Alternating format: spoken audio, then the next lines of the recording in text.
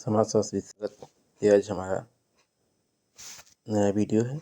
इसमें हम पढ़ेंगे प्राथमिक अवधारणाएं, प्राइमरी कॉन्सेप्ट, समाज, एक समाज, सामाजिक समूह, समुदाय, समिति, संस्था, परिस्थिति एवं भूमिका। अगर ये वीडियो आपको हेल्पफुल लगता है चैनल को सब्सक्राइब जरूर कर लें और वीडियो को लाइक कर दें और ज़्यादा से ज़्यादा शेयर करें। चलिए शुरू करते हैं। समाज क्या होता है? पहला हमारा जो टॉपिक है वो आता है समाज कि समाज है क्या। तो समाजशास्त्र में समाज शब्द का प्रयोग विशिष्ट अर्थ में हुआ है, जहाँ व्यक्ति के बीच पाए जाने वाले सामाजिक संबंधों के आधार पर निर्मित व्यवस्था को समाज कहा गया। व्यक्ति के बीच जो सामाजिक संबंध होते हैं उनको ही क्या कहा गया है? समाज कहा गया। मैकेवर और का कथन है, जहाँ कहीं भी जीवन है वहीं समाज है। मैकेवर कहते हैं जहाँ भी जीवन है वहाँ क्या है? समाज है। सामाजिक संबंधों के निर्माण के लिए आवश्यक दशाएं क्या क्या होती हैं?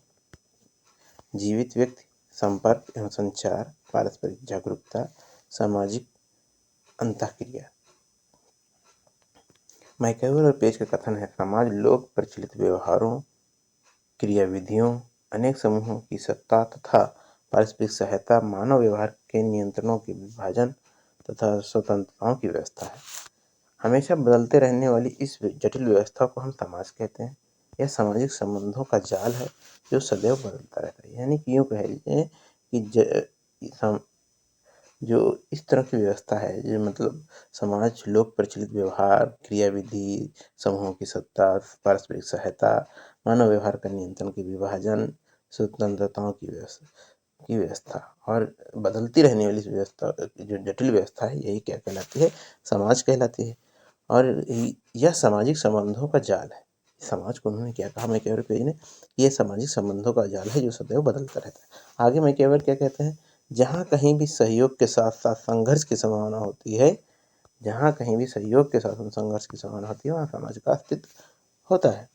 क्यों? क्योंकि जहाँ पर संघर्ष होगा वहाँ समाज भी होगा। जहाँ यानी कि दोनों एक दूसरे के पूरक है, सहयोग और संघर्ष एक दूसरे के पूरक है। तो आगे लिखते हैं मैकेवर पेज के अनुसार समाज के प्रमुख 7 आधार हैं। क्या है? रीतियाँ, कार्य एवं प्रणालियाँ, अधिकार है, पारस्परिक सहयोग है, समूह तथा विभाग, मानव व्यवहार के नियंत्रण और स्वतंत्रता। ये 7 प्रमुख आधार हैं उनके समाज के आधार।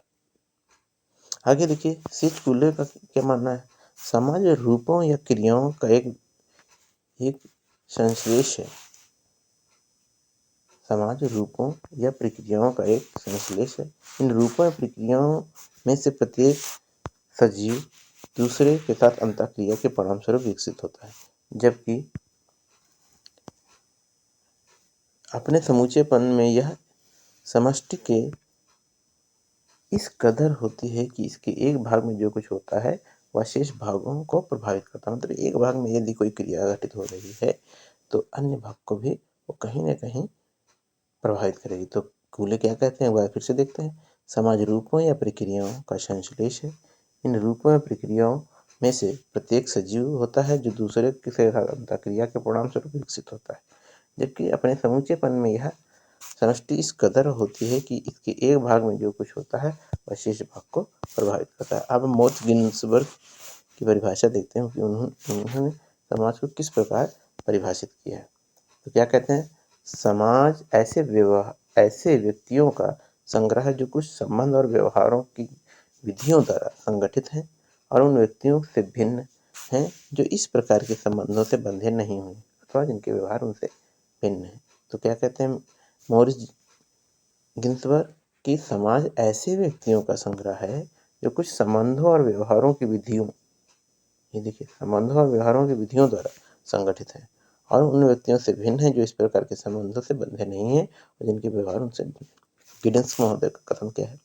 समाज स्वयं एक संघ, संगठन या औपचारिक संबंधों का योग है।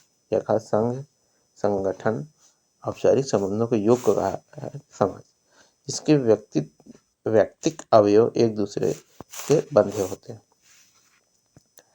दोनों गिडेंस आगे गिलिन जो है वो क्या कहते हैं समाज के बारे में, क्या विचार देते हैं? समाज तुलनात्मक रूप से सबसे बड़ा और स्थायी समूह है जो सामान्य हित, सामान्य भूभाग, समान रहन-सहन, पारस्परिक सहयोग, अपनत्व की भावना से युक्त है तथा जिसके आधार पर वह अपने को बाहर के समूह से पृथक रखता है। तो क्या कहा, समाज तुलनात्मक रूप से सबसे बड़ा स्थायी समूह है जो सामान्य हित, सामान्य भूभाग, सामान्य रहन-सहन तथा पारस्परिक सहयोग अथवा अपनत्व की भावना से युक्त है और जिसके आधार पर वह अपने को बाहर के समूहों से पृथक रखता है।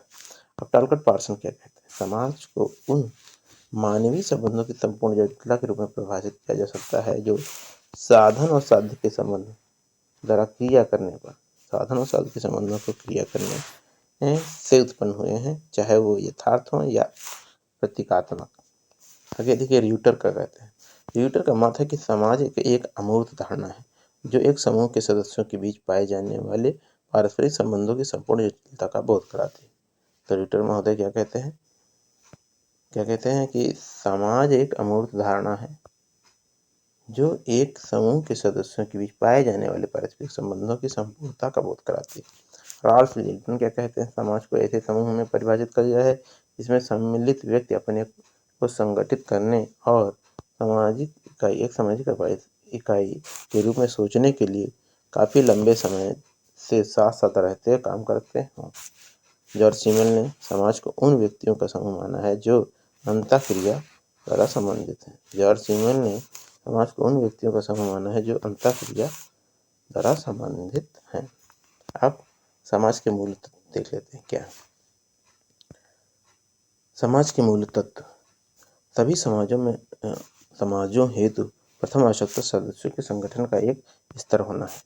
जनसंख्या के बगैर समाज नहीं रह सकता और इसके लिए प्रमुख 3 कार्य महत्वपूर्ण हैं। कौन कौन से, सदस्यों के हेतु खान पान की व्यवस्था, सदस्यों की सुरक्षित रहना और निरंतर प्रजनन से ही समाज में स्थायित्व रह पाएगा। अगर जो प्रजनन ही नहीं हो पाएगा तो क्या होगा, समाज का धीरे धीरे अस्तित्व समाप्ति की ओर जाएगा। आगे देखिए, सदस्यों में विशेषीकरण और श्रम विभाजन, सदस्यों के एक दूसरे के साथ संपर्क होना, सामाजिक संबंध होना, संपर्क के कुछ प्रेरणाओं का होना, साथ ही संपर्क की कुछ प्रेरणाओं का होना, संपर्क भी हो, संपर्क की कुछ प्रेरणाएं हो। सामाजिक व्यवस्था की निरंतरता को बनाए रखना, सामाजिक व्यवस्था की निरंतरता को बनाए रखना, ये भी क्या है, एक महत्वपूर्ण तत्व है समाज का। अब विशेषताएं क्या होती हैं समाज की, चलिए देखते हैं एक एक करके। समाज की विशेषताएं, समाज अमूर्त है। समाज कैसा है, अमूर्त है, मतलब हम समाज को देख नहीं सकते हैं। क्यों, क्योंकि सामाजिक संबंधों की व्यवस्था है, सामाजिक अंतःक्रियाओं की व्यवस्था है, मस्तिष्क की अंतःक्रिया व्यवहारों की व्यवस्था है, तो हम समाज को नहीं देख सकते। समाज जागरूकता पर आधारित है। समाज में समानता और भिन्नता पाई जाती है। समानता की चेतना, कॉन्शियस ऑफ काइंड, गिडेंस ने बताया।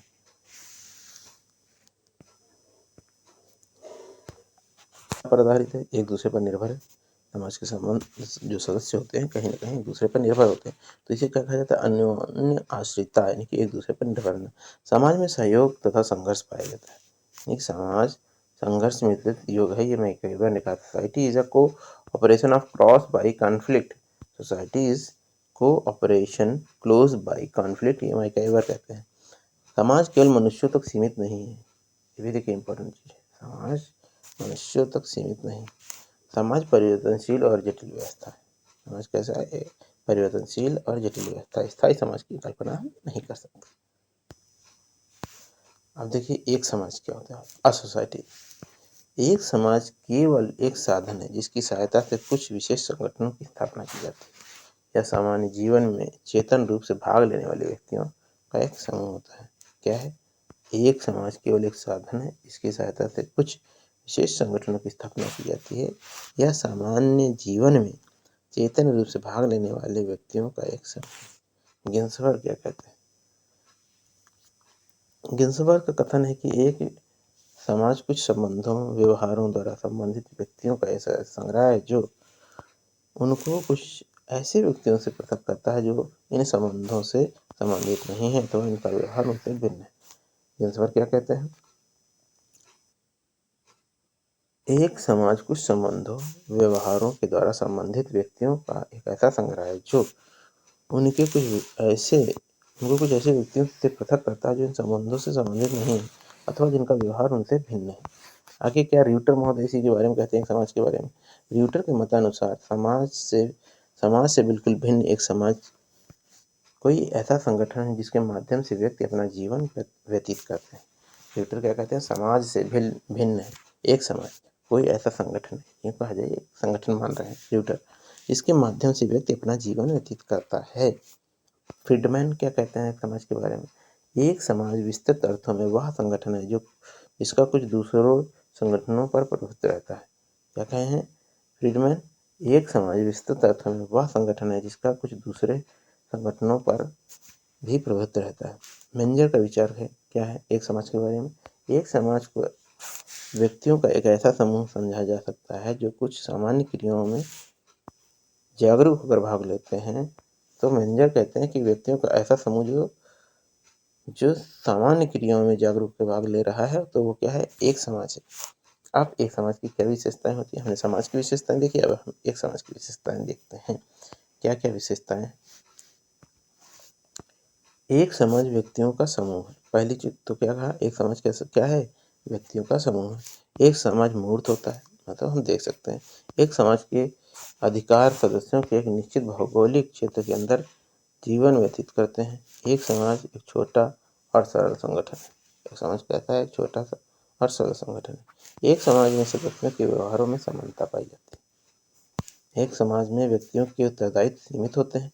एक समाज के सदस्य सामाजिक क्रियाकलापों में चेतन रूप से भाग लेते हैं।